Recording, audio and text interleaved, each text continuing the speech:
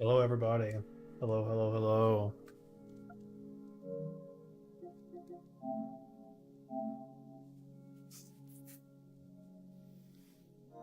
How's everybody doing?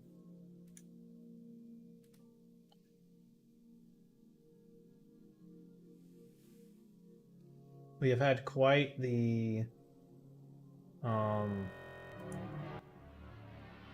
I don't want to call it an adventure, but quite the time the past few days. That's why I haven't been here. If you haven't been following me on Discord, I'll get more into it as the stream progresses, but we're going to start off with something different.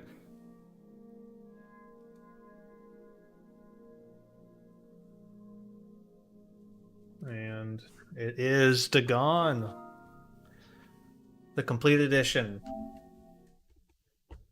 Part of the Fear-demic horror bundle that was released earlier, about a month and a half ago, right? Leading up to Halloween. I want to check this out. DLC. Uh huh. Invert. Yes. Oh no. Oops. There we go. Let's start. Dagon is a faithful, interactive adaptation of H.P. Lovecraft's work focused on story and atmosphere. You will not find difficult choices, action sequences, or inventory management here, and movement is limited, progressing through locations along with the plot. I am writing this under an appreciable mental strain, since by tonight I shall be no more. Oh.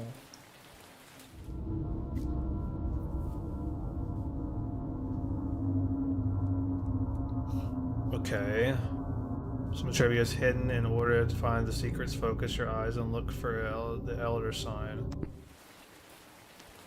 Okay. Penniless, and at the end of my supply of the drug which alone makes life endurable, I can bear the torture no longer, and shall cast myself from this garret window into the squalid street below. Do not think from my slavery to morphine that I am a weakling or a degenerate. When you have read these hastily scrawled pages, you may guess, though never fully realize, why it is that I must have forgetfulness or death.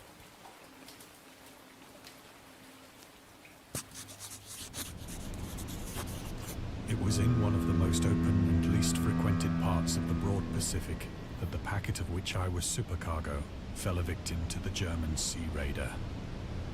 Supercargo? Not just cargo, but supercargo. What makes cargo super? Can I interact with anything else or just the boat? Just a boat. Am I like... The Great War was then at its very beginning, and the ocean forces of the Hun had not completely sunk to their later degradation.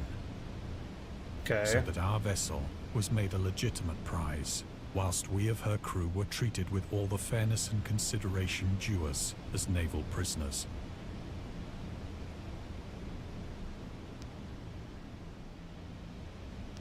Oh, question mark. What is this? The Huns were Central Asian nomads who established a dominion in Europe and invaded the Roman Empire in the 5th century AD. They were known as brutal, deadly warriors and masters of quick raids, who also developed powerful composite bows, lassos, and early siege weapons. During World War I, the British used the words Hun as a synonym for Germans in order to emphasize their brutality. However, the term originated when the German Emperor Wilhelm II gave a speech to his troops on the 27th of July 1900 before they embarked to China. Should you encounter the enemy, he will be defeated. No quarter will be given. Prisoners will not be taken. Whoever falls into your hands is forfeited. Just as 1,000 years ago the Huns under their king Attila made a name for themselves, one that even today makes them seem mighty in history and legend. May the name German be affirmed by you in such a way in China that no Chinese will ever again dare to look aside at a German. The refusal to take prisoners was a clear breach of the laws and customs of war adopted during the First Hague Convention of 1899. It's a lot of reading. Okay. Alright, I need to turn the air down. Give me 30 seconds. Just gotta stand up.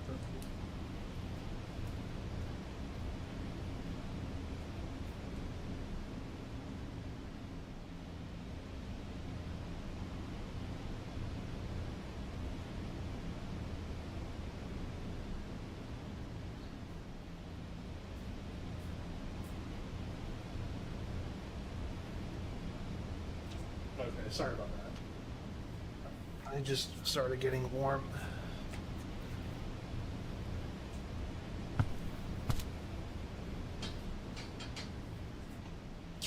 So liberal, indeed, was the discipline of our captors, that 5 days after we were taken, I managed to escape alone, in a small boat, with water and provisions for a good length of time.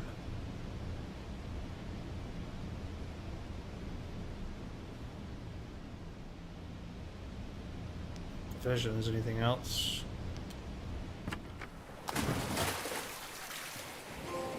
When I finally found myself adrift and free, I had but little idea of my surroundings. Never a competent navigator, I could only guess vaguely by the sun and stars that I was somewhat south of the equator.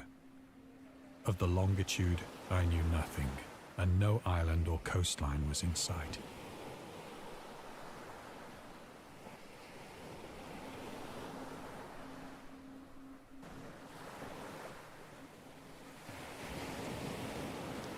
Okay, before I do that...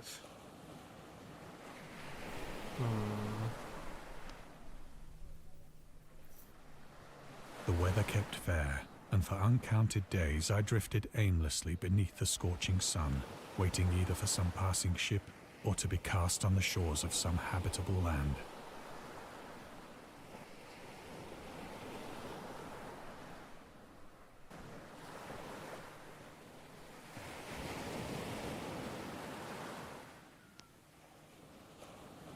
But neither ship nor land appeared, and Yeah, I mean... The change happened It's pretty whilst fair. I slept. Change. Its details I shall never know, for my slumber, though troubled and dream-infested, was continuous.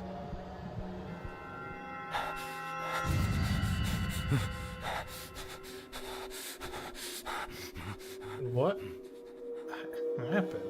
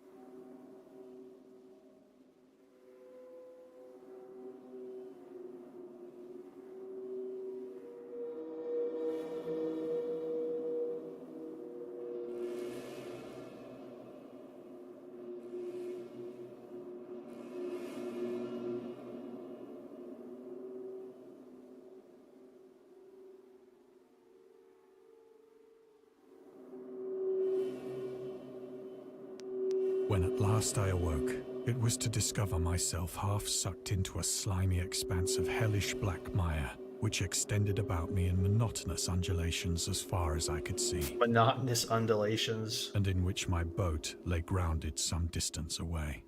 Though one might well imagine that my first sensation would be of wonder at so prodigious and unexpected a transformation of scenery, I was in reality more horrified Hey, than Mialvo. astonished. For there was in the air, and in the rotting soil, a sinister quality which chilled me to the very core. The region was putrid with the carcasses of decaying fish, and of other, less describable things which I saw protruding from the nasty mud of the unending plain. Perhaps I should not hope to convey in mere words the unutterable hideousness that can dwell in absolute silence and barren immensity.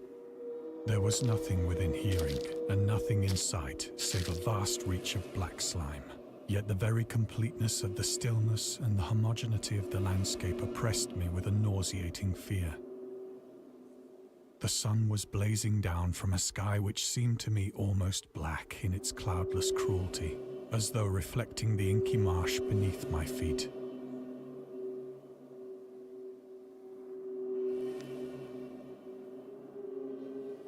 So this is purely interactive. There's not really any... Oh, what's that? The Origins of Dagon. Dagon seems to be inspired by Fishhead, a short novel by Irving S. Cobb about unnatural affinities between a hybrid idiot and the strange fish of an isolated lake. And Lovecraft's dream about a strange island emerging from the ocean and him crawling in the ooze that covered its surface. I dreamed a whole hideous crawl and you can yet feel the ooze sucking me down. Lovecraft's interest in the topic stemmed from his aversion to fish and sea smells. In his own words, I have hated fish and feared the sea and everything connected with it since I was 2 years old, but I cannot recall what earlier experience gave me such a profound and lasting aversion to the sea and seafood. Okay. Ugh. The hell is that? It's kind of gross, actually.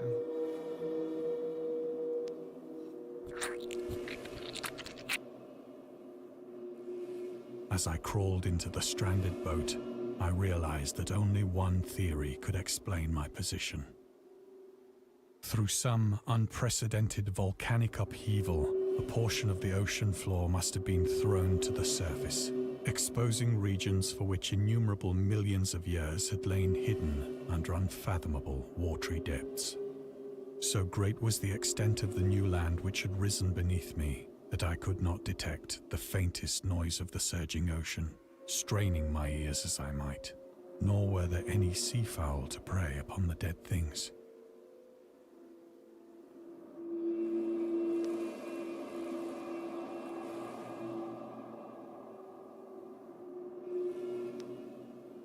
Yuck. For several hours I sat thinking or brooding in the boat, which lay upon its side. Oops. As the day progressed, the ground lost some of its stickiness and seemed likely to dry sufficiently for traveling purposes in a short time.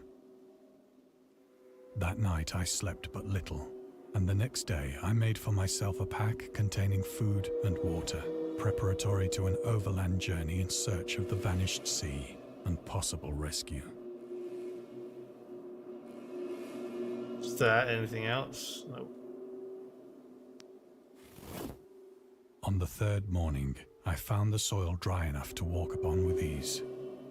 The odor of the fish was maddening, but I was too much concerned with graver things to mind so slight an evil, and set out boldly for an unknown goal.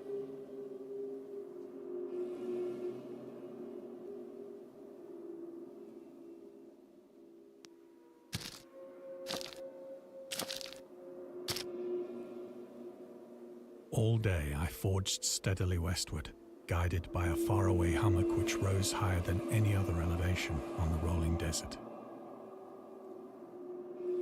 Yuck.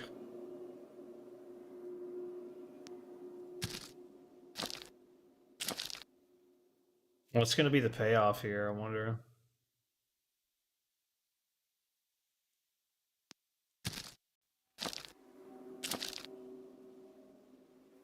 That night, I encamped, and on the following day still travelled toward the hummock, though that object seemed scarcely nearer than when I had first espied it.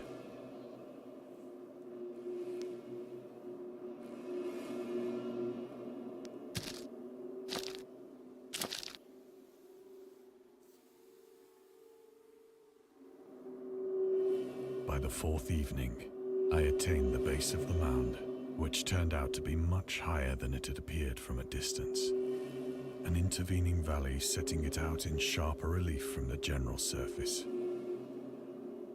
Too weary to ascend, I slept in the I know not why my dreams were so wild that night, but ere the waning and fantastically gibbous moon had risen far above the eastern plain, I was awake in a cold perspiration, determined to sleep no more. Well, the mountain's no longer there. Such visions as I had experienced were too much for me to endure again. And in the glow of the moon I saw how unwise I had been to travel by day. Without the glare of the parching sun, my journey would have cost me less energy. Oh, there it is. Indeed, I now felt quite able to perform the ascent which had deterred me at sunset. Picking up my pack,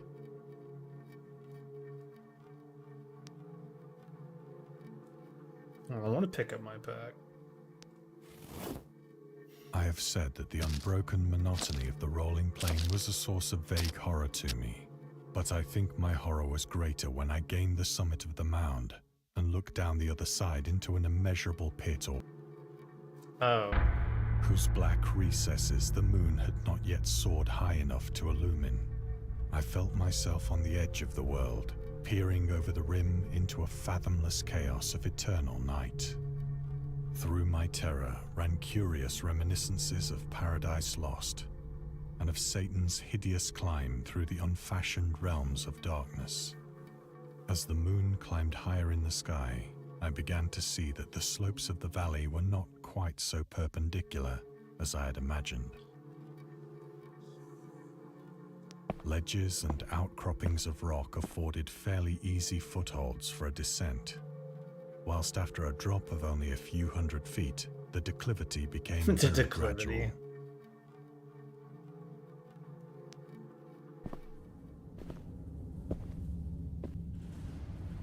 Urged on by an impulse which I cannot definitely analyze, I scrambled with difficulty down the rocks and stood on the gentler slope beneath, gazing into the Stygian deeps, where no light had yet penetrated. All at once, my attention was captured by a vast and singular object on the opposite slope, which rose steeply about 100 yards ahead of me. An object that gleamed whitely in the newly bestowed rays of the ascending moon.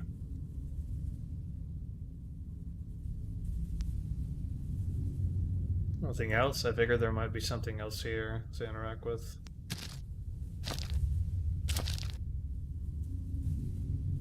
That it was merely a gigantic piece of stone, I soon assured myself. But I was conscious of a distinct impression that its contour and position. A closer scrutiny filled me with sensations I cannot express.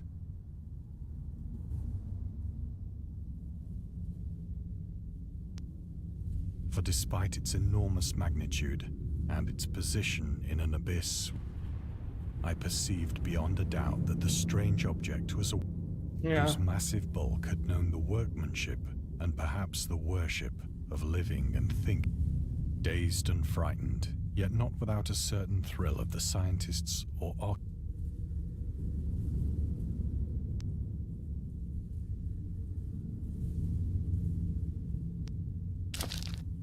Ugh, squishy squishy. The moon, now near the zenith, shone weirdly and vividly above the towering steeps that hemmed in the chasm, and revealed the fact that a far-flung body of water flowed at the bottom, winding out of sight in both directions and almost lapping my feet as I stood on the slope. Across the chasm, the wavelets washed the base of the Cyclopean monolith, on whose surface I could now trace both inscriptions and crude sculptures. Okay.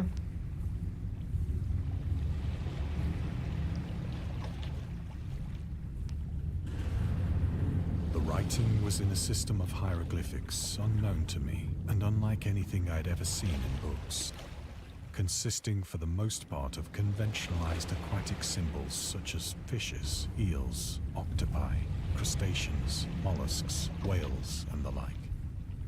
Several characters obviously represented marine things which are unknown to the modern world, but whose decomposing forms I had observed on the ocean-risen. It was the pictorial carving, however, that did most to hold me spellbound.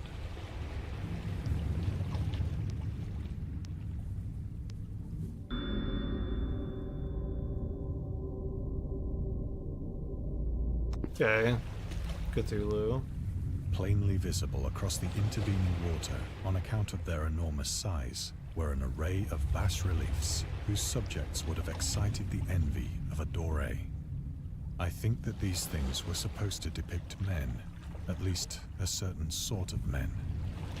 Though the creatures were shown disporting like fishes in the waters of some marine grotto, or paying homage at some monolithic shrine which appeared to be under the waves as well. Of their faces and forms I dare not speak in detail, for the mere remembrance makes me grow faint. Grotesque beyond the imagination of a Poe or a Bulwer. They were damnably human in general outline, despite webbed hands and feet, shockingly wide and flabby lips, glassy, bulging eyes, and other features less pleasant to recall. Curiously enough, they seem to have been chiseled badly out of proportion.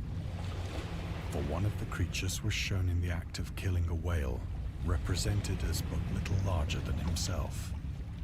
Okay. I remarked, as I say, their grotesqueness and strange size, but in a moment decided that they were merely the imaginary gods of some primitive fishing or seafaring tribe. Some tribe whose last descendant had perished eras before the first ancestor of the Piltdown or Neanderthal man was born.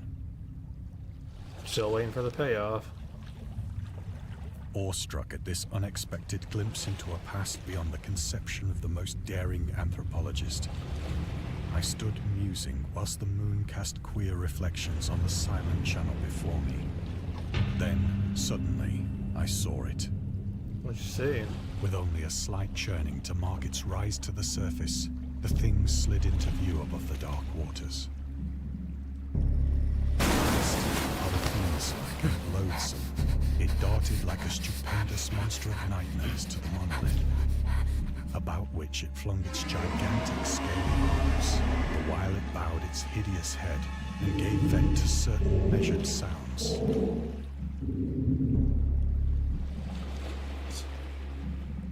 I think I went mad then. Of my frantic ascent of the slope and cliff, and of my delirious journey back to the stranded boat, I remember little.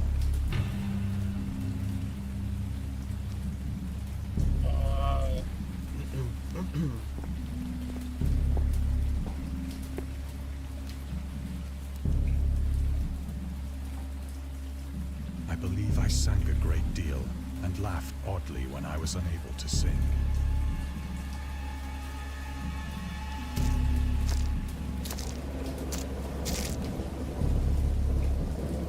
I have indistinct recollections of a great storm sometime after I reached the boat. At any rate, I know that I heard pearls of thunder and other tones which nature utters only in her wildest moods.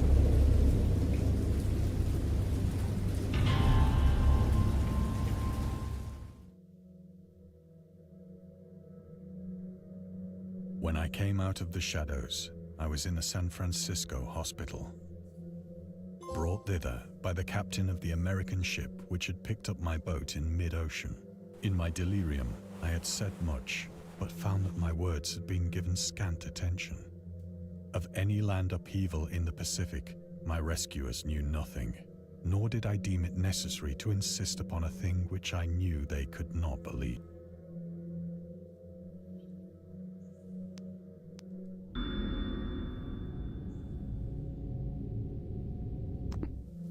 Okay.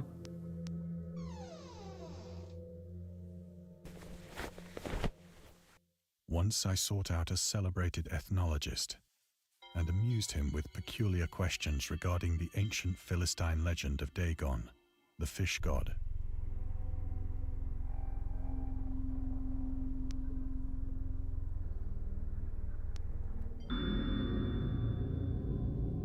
Was the main whatever. The main deity of the Philistines worshipped throughout the Middle East as the ancient god of fertility and crops. The rulers of Akkad chose him as the patron saint of their war conquest. He also appeared as the judge of the dead and an Assyrian poem of the underworld prison warder in one of the Babylonian texts. He often mistakenly taken for a fish god. Or he is often. Interesting.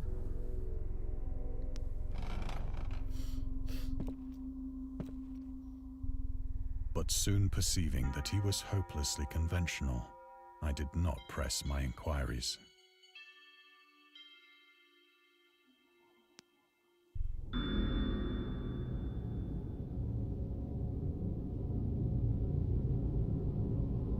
Okay.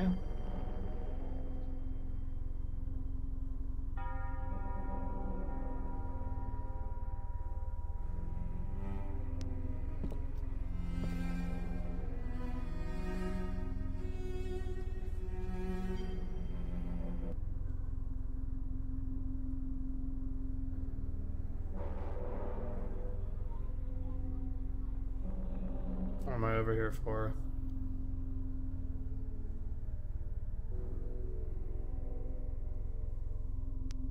Oh.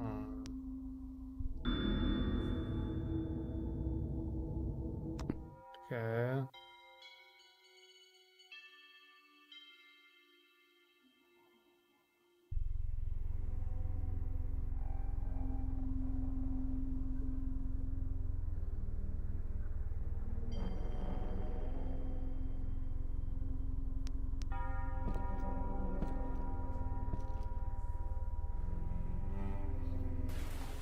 It is at night, especially when the moon is gibbous and waning, that I see the thing.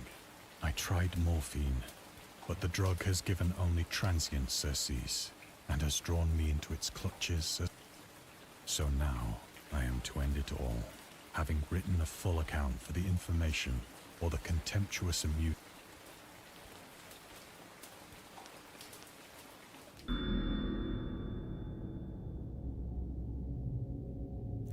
Not of the ravaging, I have never tasted an intoxicating liquor and never intend to. Having a strong aesthetic disgust at anything which blunts or coarsens the delicate nature.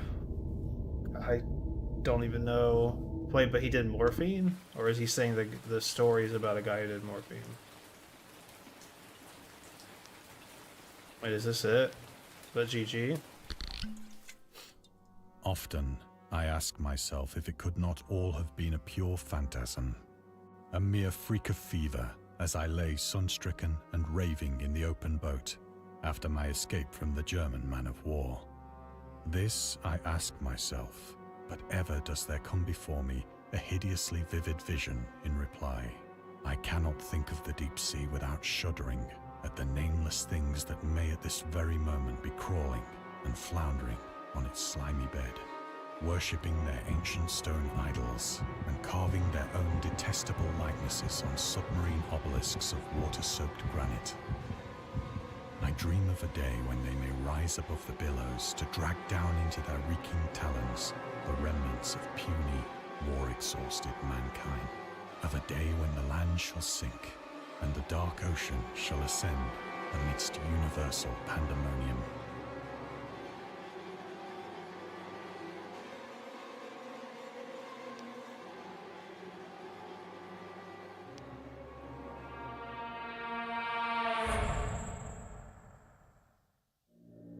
The end is near. I hear a noise at the door, as of some immense slippery body lumbering against it.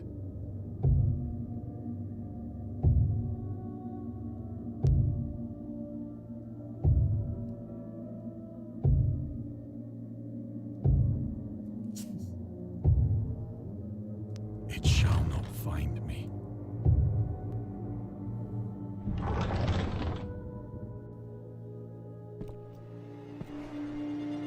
God, that hand!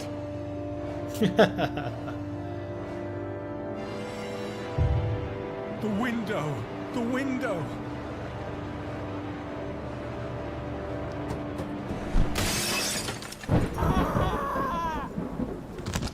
Man, now he's dead.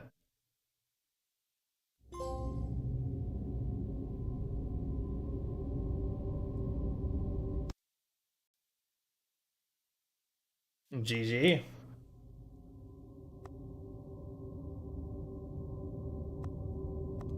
Oh, I actually missed a lot of stuff. Wow.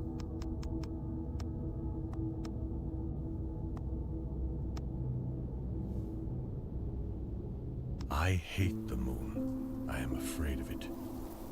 or when it shines on certain scenes familiar and loved, it sometimes makes them unfamiliar and hideous. We'll see how long this story is. I didn't know you could zoom in until later, so I missed the It other was stuff. in the spectral summer when the moon shone down on the old garden where I wandered. The spectral summer of narcotic flowers and humid seas of foliage that bring wild and many-colored dreams. This is nice looking, actually. I mean, I know it's just a background and stuff, but it's still nice.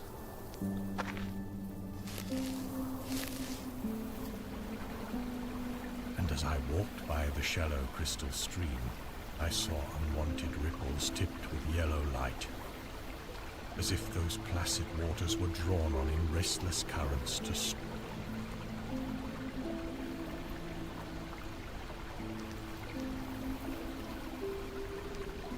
silent and sparkling, bright and baleful, those moon-cursed waters hurried I knew not whither, whilst from the empowered banks white lotus blossoms fluttered one by one in the opiate night wind and dropped despairingly into the stream, swirling away horribly under the arched carven bridge.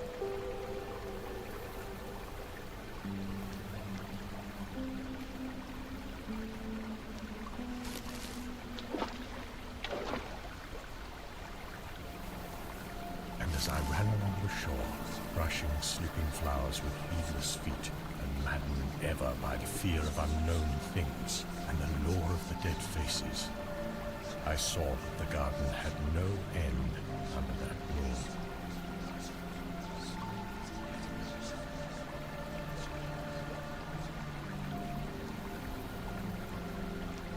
For where by day the walls were, there stretched now only new vistas of trees and paths, flowers and shrubs, stone idols and pagodas, and bendings of the yellow-litten stream past grassy banks and under grotesque bridges of marble.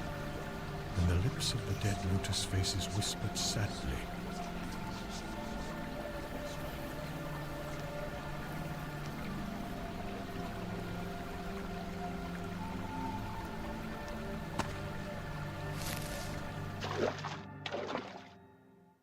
nor did I cease my steps till the stream became a river, and joined amidst marshes of swaying reeds and beaches of gleaming sand, the shore of a vast and nameless sea.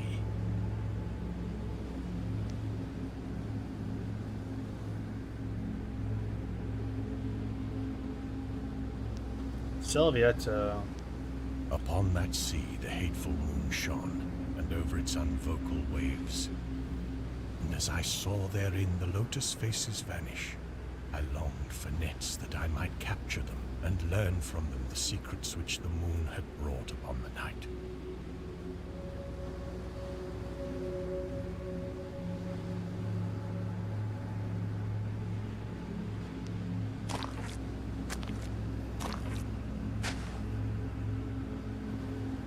But when the moon went over to the west, and the still tide ebbed from the sullen shore, I saw in that light old spires that the waves almost uncovered, and white columns gay with festoons of green seaweed. And knowing that to this sunken place all the dead had come, I trembled and did not wish again to speak with the lotus faces.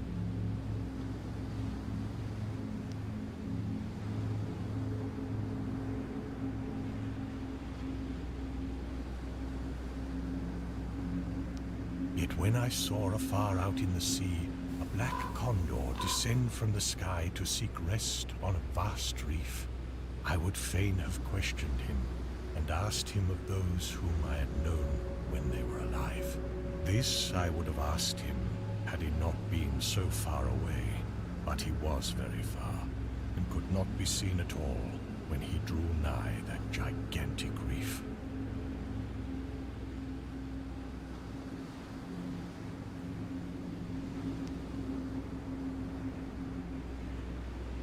There's gotta be like a...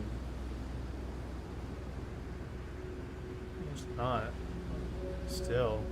Nothing else to interact with.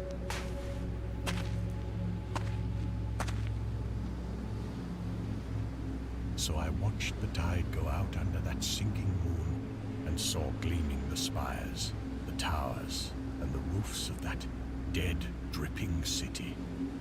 And as I watched, my nostrils tried to close against the perfume-conquering stench of the world's dead.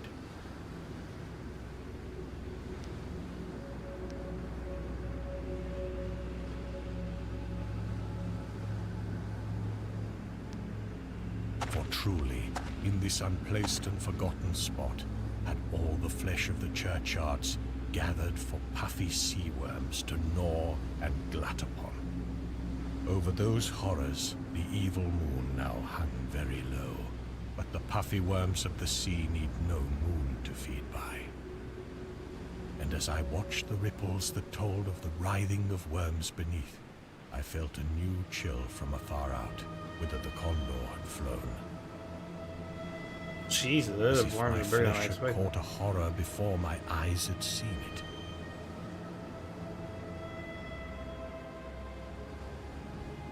What about these worm bros? No interacting with worm bros?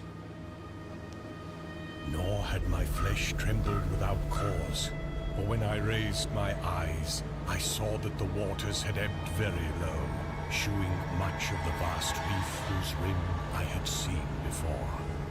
And when I saw that this reef was but the black basalt crown of a shocking icon, whose monstrous forehead now shone in the dim moonlight, and whose vile hooves must pour the hellish ooze miles below, I shrieked and shrieked, lest the hidden face rise above the waters, and lest the hidden eyes look at me after the slinking away of that leering and treacherous yellow moon. And to escape this relentless thing, I plunged gladly and unhesitatingly into the stinking shallows. Really?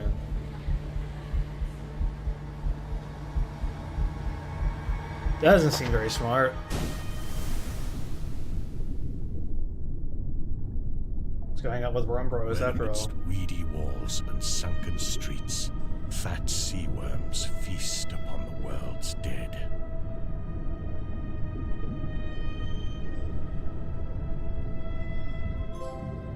Oh. So you...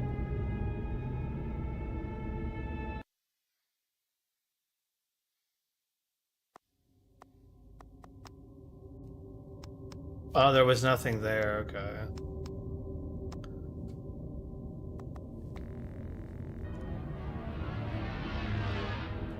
What the hell?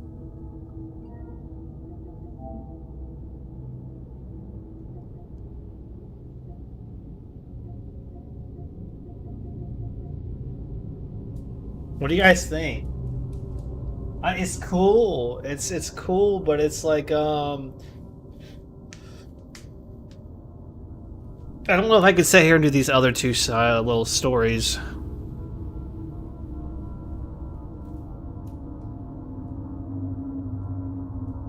Unless you guys are cool with it. GG. I could finish this next time. What do you guys think? Well, it's only you, me, Alpha, and somebody else. I think that's gonna do it. I think that'll do it. We'll finish this next time. YouTube, I'm gonna end you and restart you in a minute. So don't go anywhere.